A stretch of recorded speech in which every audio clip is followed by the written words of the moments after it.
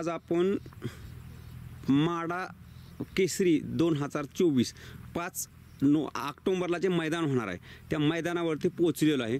Open बैलगाडी शर्यतीचं जंगी मैदान होणार आहे. तर आपल्यासमोर आयोजक आहेत, तर आयोजकांकडून संपूर्ण मैदानाचं सविस्तर माहिती जाणून घेऊया. चला तर मग.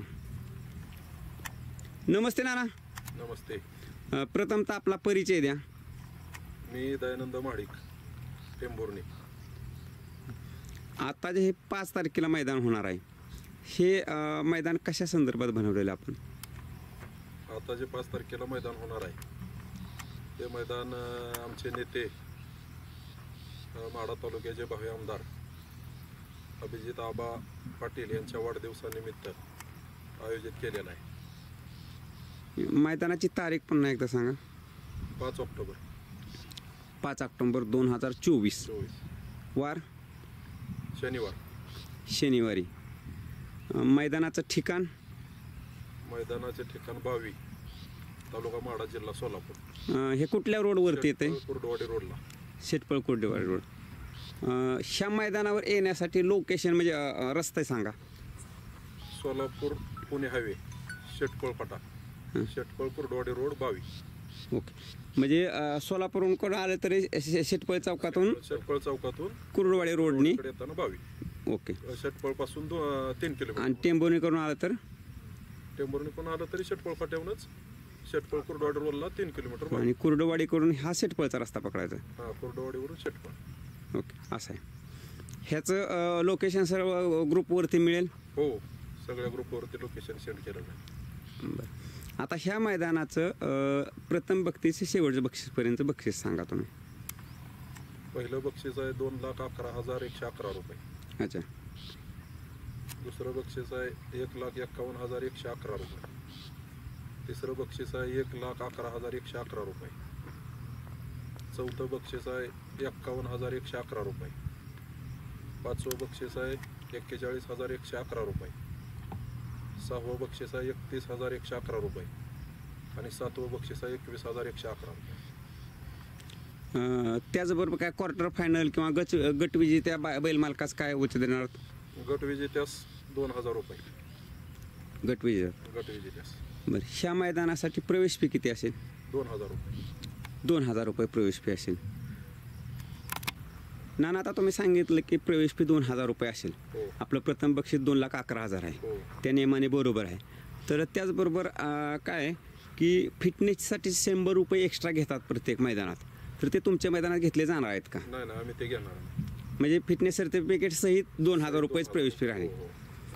हे नाना, ह्या मैदानाची नोंदणी ऑनलाईन नोंदणी कधीपासून चालू झाली म्हणला? त्या मैदानाची नोंदणी आज रोजी 1 ऑक्टोबर ते 4 ऑक्टोबर संध्याकाळपर्यंत नोंदणी चालू राहणार. नोंदणी फक्त ऑनलाईन राहील का ऑफलाईन बी असेल? ऑनलाईन. ते 4 तारखेपर्यंत असेल. 4 तारखेपर्यंत. आणि मग ह्या मैदानाचे लॉट्स कधी पाडले जातील? 4 तारखेला संध्याकाळी. 4 तारखेला संध्याकाळी. म्हणजे समालोचक लाईव्ह आणि बैल मालक यांच्या समक्ष सगळे बैलगाडा संघटनेचे जे काही असतील सभासद त्यांना घेऊन लाईव्ह सगळं गट पाडले जाते. ओके. आता तुम्ही बैलगाडी संघटनेचा विषय काढला म्हणून विचारतो, हे मैदान अखिल भारतीय बैलगाडी संघटनेच्या नियम अटीनुसार होणार आहे का? हो, सर्व हे मैदान जे काय ते अखिल भारतीय बैलगाडा संघटना त्यांच्या नियमानुसारच होणार आहे. 100%. 100%. ह्या मैदानासाठी अखिल भारतीय बैलगाडी संघटनेचे पदाधिकारी आणि संघटनेचे काही सभासद हजर राहणार आहेत का? हो, सर्व अखिल भारतीय बैलगाडा संघटनेचे जे सदस्य आहेत ते सर्व या ठिकाणी हजर राहणार आहेत. अच्छा. सर्व संघ फोनवर चर्चा पण झालेली आहे. हां. त्याचबरोबर ह्या मैदानात अजून प्रमुख उपस्थिती कोणाची लाभेल? त्या मैदानामध्ये प्रमुख उपस्थिती फक्त अभिजित आबा पाटील. म्हणजे ज्यांच्या वाढदिवसानिमित्त आपण मैदान भरवलं त्यांचीच असेल. सर्व या गावातले सर्व ग्रामस्थ आणि येणारे सर्व पंचकृषी प्रेमी आणि बैलगाडा शर्यत बघा येणारे सर्व पब्लिक. बरं. ह्या मैदानाच्या असणाऱ्या नियम अटी आपण सांगाल का मैदाना दिवशी सांगितले जाते अगोदर? त्या बैलगाड्याच्या नियम अटी जे काय असतील ते मैदाना दिवशी सगळ्याला सांगितले जाते. म्हणजे नियम अटी सांगूनच मैदान चालू होईल? नियम अटी सांगूनच मैदान चालू करतात. अच्छा. कारण आपण ह्या बैलगाडी क्षेत्राशी निगडीत नाही म्हणून मी तो प्रश्न तुम्हाला विचारला, कारण तुम्हाला ते नियम अटी सांगता येणार नाहीत म्हणून. नमस्कार पहिलवान, प्रथम आपला परिचय द्या. नमस्कार, मी डॉक्टर धनाजी खरात. अच्छा, म्हणजे नाना आणि तुम्ही दोघं ह्या मैदानाचे आयोजक आहे. आयोजक आहे आम्ही दोघं. बरं, ह्या मैदानासंदर्भात म्हणजे अखिल संपूर्ण महाराष्ट्रातील बैलगाडी शौकीनांना काय आव्हान करावं आपण? मी आव्हान करतो की सर्व बैलगाडा मालक व सर्व प्रेक्षकांना असं आव्हान करतो की महाराष्ट्रातील सर्व प्रेक्षकांनी हे मैदान बघण्यासाठी हजर राहावे आणि सगळ्यांनी उपस्थिती दाखवावी. बरं, ह्या मैदानात तुमच्या आयोजकापैकी कोणाची गाडी पळणार आहे का? नाही, आमच्या संघटनेची, आमच्या आयोजकाची एकही गाडी पळणार नाही. त्यामुळे मैदान 1 नंबर होणार आहे आणि रास्त होणार आहे. निर्णय करेक्ट दिला जाईल, म्हणजे कोणावरही अन्याय होणार नाही. कोणावरही अन्याय होणार नाही. नमस्ते भाई, आपला परिचय द्या. माझं नाव स्वप्नील मोरे. बरं, आता ह्या मैदानात जे सुट्टीच्या ठिकाणी किती गट बसतील एवढी जागा आहे? आज सुट्टीच्या ठिकाणी 8 ते 10 गट बसतील एवढी जागा शिल्लक आहे. बरं, आता ह्या मैदानाची तासांची लांबी किती आहे? या तासांची लांबी 900 फूट आहे.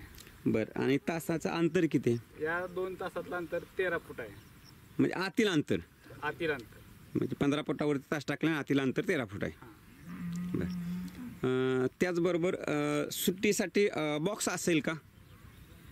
हो आणि निकाल रेषेवरती फकी असेल? हो, निकाल रेषेवरची पांढरी व्हाईट रेषा असेल. आणि सुट्टीला लाईव्ह कॅमेरा असेल? हो, सुट्टीला लाईव्ह कॅमेरा असेल आणि एंडला पण लाईव्ह कॅमेरा असेल. बरं, त्याचबरोबर ह्या मैदानाच्या संरक्षणासाठी बॅरिकेड किती असतील, किती फूट? 100% मैदानाच्या दोन्ही बाजूनी 100% बॅरिकेटिंग असणार आहे. 100% बॅरिकेड असणार आहे. हो. तर आता ह्या मैदानाच्या आसपासची परिस्थिती कशी आहे?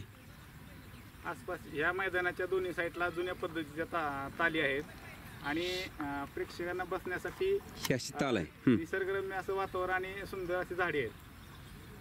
बरं, त्याचबरोबर अंतिम रेषेनंतर बैलांना थांबण्यासाठी म्हणजे पळून स्पीड कमी करण्यासाठी किती जागा आहे? अंतिम रेषेनंतर पुढं खूप मोठं मैदान आहे. जवळपास 30-40 एकराचं पुढं खुलं रान आहे तिथं.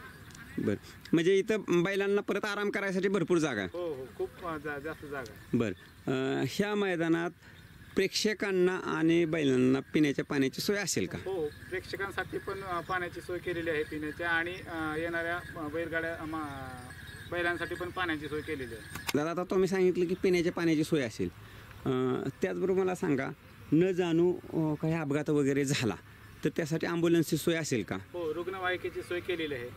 बरं, त्याचबरोबर जनावरांचे डॉक्टर असतील?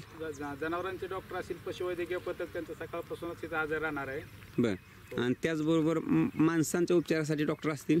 हो, माणसांचे उपचार वैद्यकीय पथक आणि रुग्णवाहिका इथं हे असणार आहे, तैनात असणार आहे. बरं, त्याचबरोबर ह्या मैदानात प्रेक्षकांना बसण्यासाठी विशेष काय सोय केली तुम्ही? प्रेक्षकांना बसण्यासाठी दोन्ही साईडला गॅलरीची व्यवस्था केलेली आहे. बरं, जे की बॅरिगेटिंग पासून अंतरावर असणार आहे. म्हणजे त्यामध्ये प्रेक्षक बसू शकतात त्यात बरेचसे, प्रेक्षक व्यवस्थित बसू म्हणजे खाली गर्दी कमी होणार आहे. शकतात. गर्दी ग्राउंडमध्ये काही होणार नाही.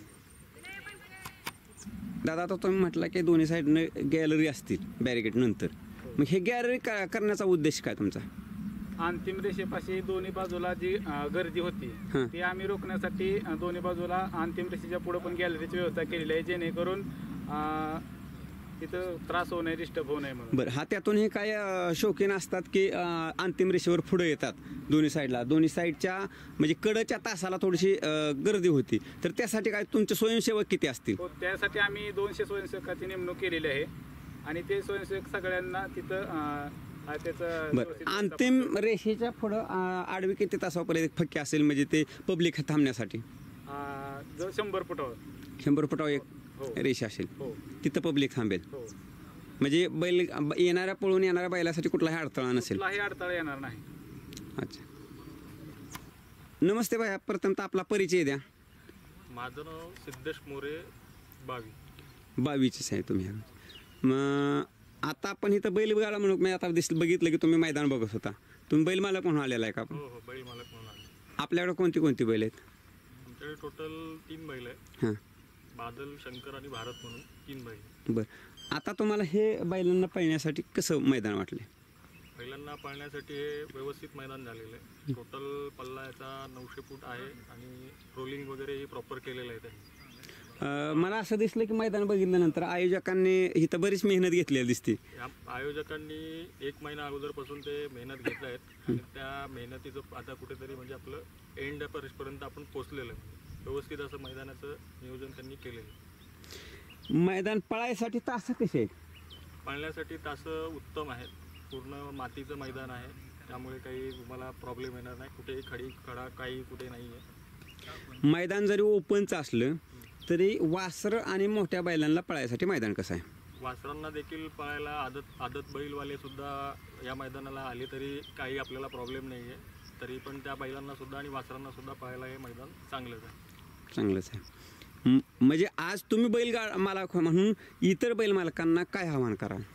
मी एक बैलगाडा मालक म्हणून मी सातारा, सांगली, फलटण, आपलं माळशिरस असेल या भागातले जे काही जेवढे बैलगाडी मालक आहेत, त्यामुळे त्यांनी सगळ्यांनी आपली हजेरी लावावी अशी आमची भावी ग्रामस्थांकडून एक इच्छा आहे